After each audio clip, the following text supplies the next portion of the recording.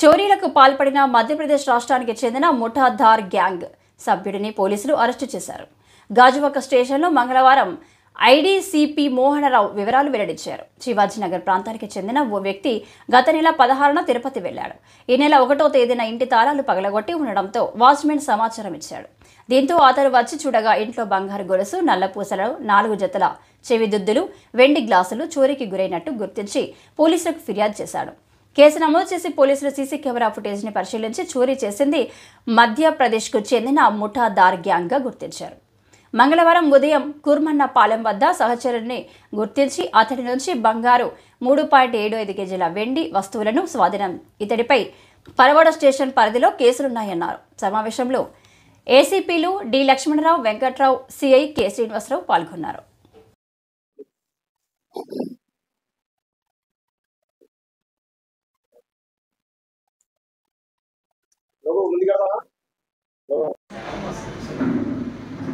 Family joke చెప్తాను. ఇది రాజుగాడు ఆడని ఆ ఫ్రెండ్ పోలీస్ స్టేషన్లో ఈరోజు మధ్యప్రదేశ్ స్టేట్కి చెందిన అంతర్రాష్ట్ర ముఠాధార్ గ్యాంగ్ సభ్యుడు అతన్ని అరెస్ట్ చేయటం గురించి ఈరోజు మిత్రులకు ముందు తెలియపరుస్తున్నాం. ఈరోజు 2/11/24 తేదీన మధ్యాహ్నం 12 గంటలకి ఫిర్యాదుదారైన పోలీస్ స్టేషన్కి వచ్చి అతను శివాజీనగర్ పాలిస్ హైట్స్ నందు G7 బ్లాక్ A1 నందు తన భార్యతో కలిసి ఉంటున్నట్లు తెలిసింది. దాని మీద 16/10/2024 తన కుమారుడికి కొడుకు పుట్టిన సందర్భంగా వారిని చూడటానికి అది రోజు తిరుపతి వెళ్ళినట్లు, అయితే 1/11/24 తేదీన పొద్దున్న 7 గంటలకు వచ్చి అపార్ట్మెంట్ వాచ్మెన్కి ఫోన్ చేసి ఇతని ఇంటి తాళాలు మెయిన్ డోర్ పగలగొట్టినట్టు ఉన్నాయని చెప్పారు.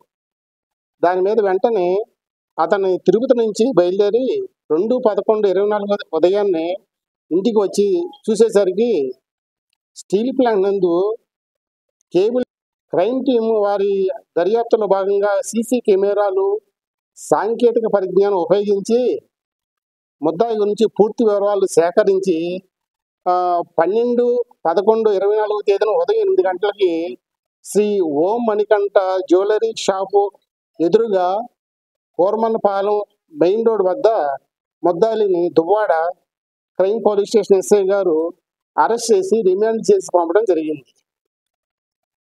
దర్యాప్తులో భాగంగా తెలియవచ్చింది ఏంటంటే, పై జరిగిన నేరాల్లో ముద్దాయిలు మధ్యప్రదేశ్కి చెందిన ధార్ గ్యాంగ్ ముఠా సభ్యుల గురించి, వారు గతంలో కూడా దువ్వాడ, స్టీల్ ప్లాంట్, గాజువాక ప్రాంతాలలో దొంగతనాలు చేస్తున్నారని వారిని పట్టుకొని రిమాండ్ కూడా పంపడం అయింది.